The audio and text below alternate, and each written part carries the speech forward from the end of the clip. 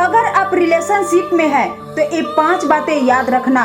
Number 1, अगर आपके रिश्ते में गलत फैमिलियां है तो उसको साथ में बैठकर उसको सॉल्व करो, उसके लिए बीच रास्ते में छोड़कर नहीं जाना चाहिए। दूसरा, अगर आप पैसा कमाना चाहते हैं तो उसके लिए अपना ईमान नहीं बेचना चाहिए।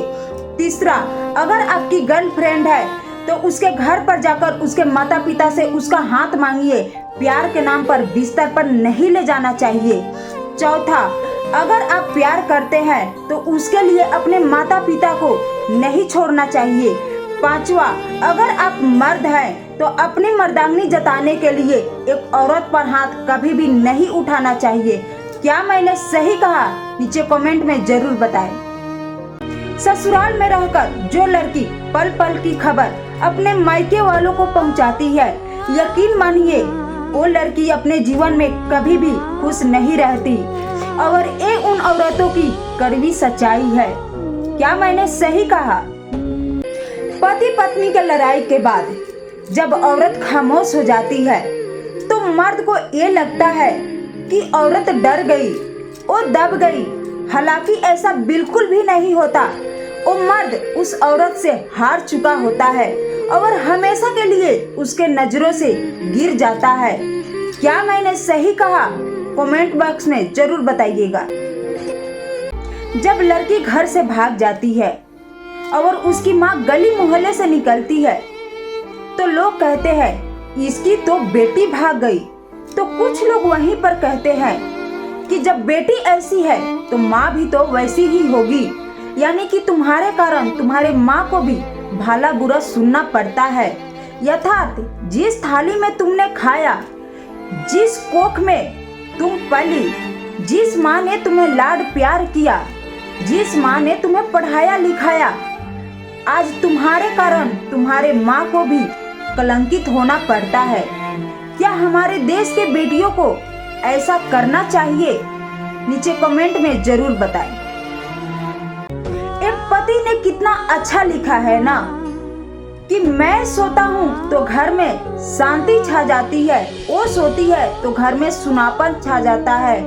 मैं सोकर उठता हूँ तो घर में फरमाइशें गूंजती है, वो सोकर उठती है तो घर में पूजा की घंटियां गूंजती है। मेरा घर लौटना उसका हौसला बढ़ाता है, उसका घर लौटना हमारा सुकून बढ़ाता है।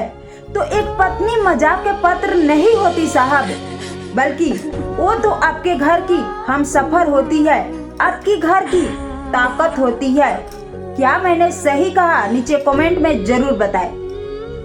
सच्चा हमसफर वही होता है जो अपनी पत्नी की गलती सबके सामने छुपाए और अकेले में ले जाकर उसे समझाए। अगर आपकी पत्नी की गलती है तो आप उसका विरोध कर सकते हैं। अगर आपकी पत्नी की कोई गलती नहीं है फिर भी आप उसे डांटते हो, उस पे चिढ़ते हो, चिल्लाते हो, तो साहेब एक बार आप अपने गलती को भी समझ लीजिए, क्योंकि हर बार पत्नी ही गलत हो ये बात भी सही नहीं होती। बात कड़वी है मगर उतना ही सच है। क्या मैंने सही कहा? कमेंट में जरूर बताएं। जो स्त्री का अपमान करता है वो माँ का अपमान करता है, और जो माँ का अपमान करता है वो भगवान का अपमान करता है, और जो भगवान का अपमान करता है उसका बर्बाद होना निश्चित होता है। क्या मैंने सही कहा? कमेंट में जरूर बताएं। अपने जीवन में कभी भी ये 3 चीज उधार न ले। नंबर 1, कभी किसी का घड़ी मांगकर नहीं पहनना चाहिए, नहीं तो उसका बुरा वक्त आपके साथ आ सकता है। दूसरा, कभी किसी का पहने हुए कपड़े नहीं पहनना चाहिए। तीसरा, कभी किसी का अंगूठी मांगकर नहीं पहनना चाहिए, नहीं तो अधिकतर तंगी का सामना करना पड़ता है।